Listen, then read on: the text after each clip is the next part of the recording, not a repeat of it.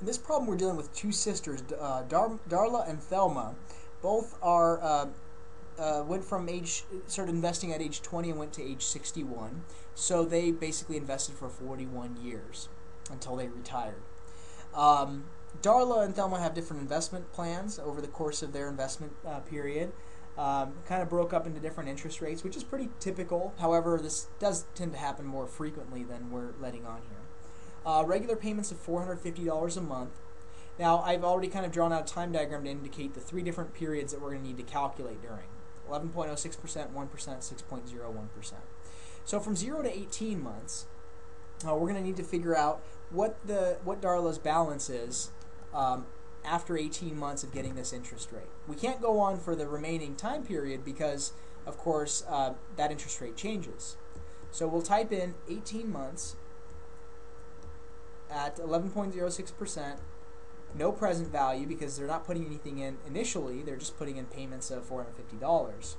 The future value after 18 months would be $8,766.87.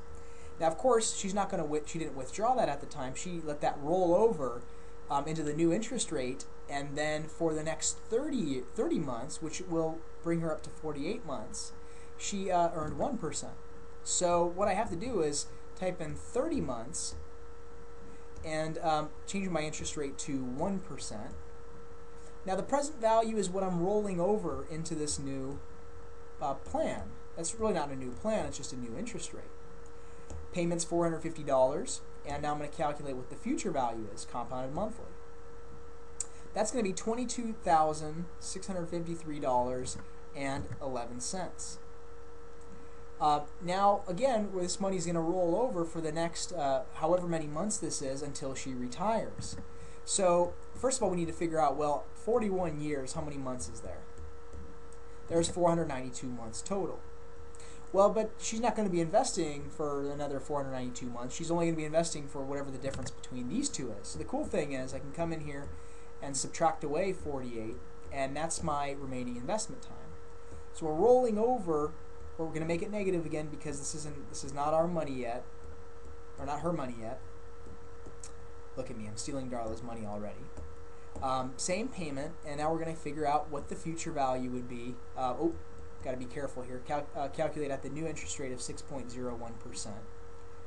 Present value, payment. Now I'm going to calculate future value, which is going to be $944,090.85.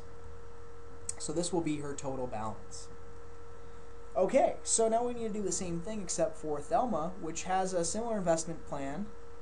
At least there are three different interest rates. Same payment. Payment equals $450. Initially, she's not going to put in anything. This is also going to be 492 months. But the first interest rate of 5.2% is only valid for the first 10 months. I'm going to change everything up here. So first 10 months at 5.2%, no present value, nothing coming in, $450 a month. After 10 months, this will be worth $4,588.77. Now keep in mind, there's not very much interest here because $4,500 was put in out of her pocket. Now this money's going to roll over, and for the next, let's see here, 50 months, so up until month 60, for the next 50 months, she's going to be putting in at 16.1%, a very, very nice rate, 16.1. So she was smart, she initially was conservative, and now she's getting a very, very good interest rate. Now she's rolling in her $4,588.77. Important to make that a negative because it's an outflow. Outflow of $450, and after 50 months at 16.1%, this will be worth $40,703.25. Once again, that will roll over for the difference between 492 and 60 months, which will actually be, and you can type it in here if you can't see it in your head, it's going to be 462 months, or 432 months. And now it's going to be at a lower rate of 5.4%. Present value will be what's being rolled in, so $40,703.25. $450 regular payment. Future value will be $878,765.56. So we noticed that the biggest difference was there were different periods of the interest rates varied. At one point, hers was lower, but here hers was higher, and here hers was lower again.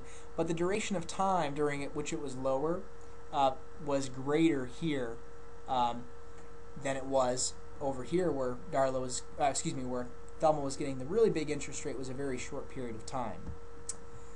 And so the difference between their amounts is going to be $944,090.85 minus what Thelma has, $878,765.56, which is a difference of